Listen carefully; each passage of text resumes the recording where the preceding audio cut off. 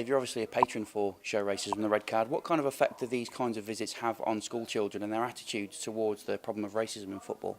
Well, it's a massive effect, because some of them are getting educated about it. And in sport, we don't care what colour you are or where you're from, because you're after the same goal. You want to win.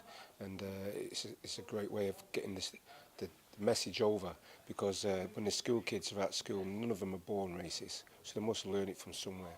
So the more we educate them, the more we tell them about it, it's a great message.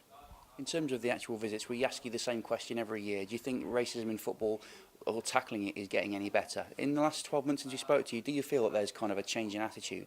Yes, there is a change in attitude. It is getting better. There's obviously a lot more people being aware of it. The police are doing something about it. The fans are doing something about it. And it's raised its ugly head again in the last 12 months, obviously with the John Terry case and Suarez case. But people are getting aware of it, and it's the best way of getting the message over is through football and many other sports. In terms of those incidents that you just mentioned, it kind of brings racism to the fore, doesn't it? And the fact that there are still underlying elements of racism within the game. Do you think those incidents, although very disappointing, can help in the long term to kind of get that message out to more people? Yes, it's going to help, and the more we do about it, the better it will be. But obviously, we won't say too much about them incidents because they're being dealt with as we talk, or they're going to be dealt with. But at the same time, we've got to talk about it. We live in a multicultural society now, so at the end of the day, the more we learn about it and learn where different people are from, how they live, where they, culture, everything, it's important. And in sports, at the same time, it doesn't matter what colour we are. We're after the same goal. If we win the FA Cup each year, you won't complain where you're from and what you do and how you look, will you? As long as you keep winning, that's what it's all about. And if we can help, we're sure we'll do the best we can. Cody, it's obviously the second time that you've come down to be a patron for the football club for Show Racism and the Red Card. Just what kind of things do you pick up from these kinds of visits? The attitude of the children, the way that they're more aware of racism after things like this? Yeah, I think they are definitely a lot more aware. It's important that we get things across that's important in football, not only in football but in sport and in the world as a whole, that racism does happen, and it's important that we stamp it out and get on top of it. In terms of racial incidents in football, I suppose there's not as many as there were, say, 10 or 20 years ago, but I suppose there's that underlying current of racism that still needs to be tackled. Yeah, of course it has. We've got the 2 incidents at the minute in the Premier League which are being dealt with. It's obviously a sour point, and it's important that we keep stamping it out, like you say, and I think it has got better over the years, but obviously until it's completely gone and there ain't no stories of it happening, then it's always going to be an occurring point. Did it still surprise you, even though it's a multicultural game, it's a global game, that racism is still a talking point? Definitely, because it's, at the end of the day, everyone's the same.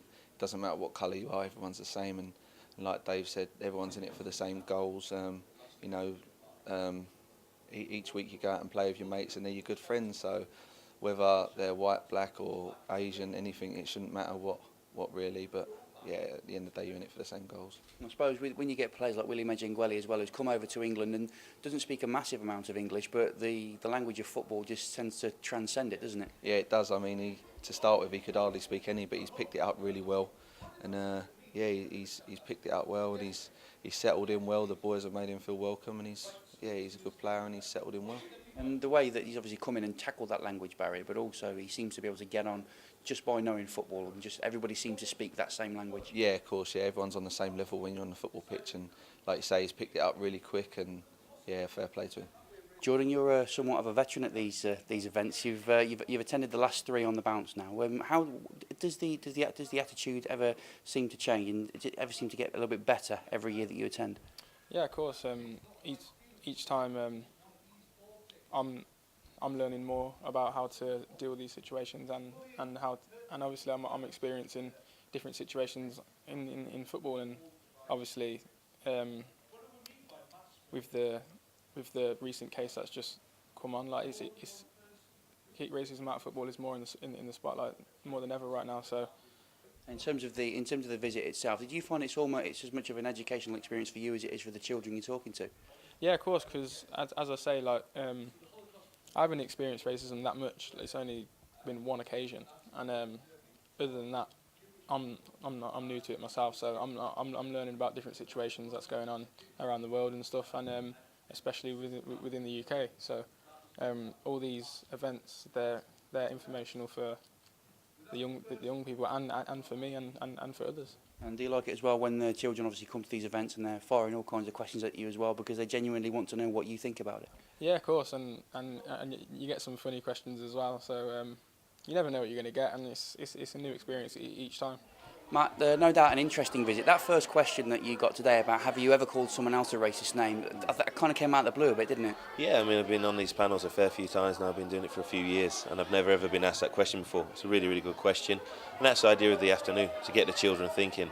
And I wasn't, I'm ashamed that I have done it, but I had to say it because, again, that's what it's all about. It's about education, and I never ever have intentionally been racist. It was just a terminology that I'd heard being used in the area I grew up with.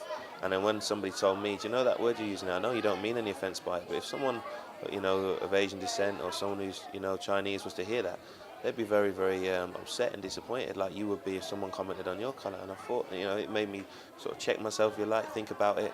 And I was just really, really pleased because that would be the last thing I wanted to do. So I had to be honest with children and tell them that, we can all learn. You're never too old to learn. And that's what I did. So, it was a really excellent question. I suppose it kind of highlights the importance to be self-aware about how you treat yourself and how you treat people around you as well. Yeah, definitely.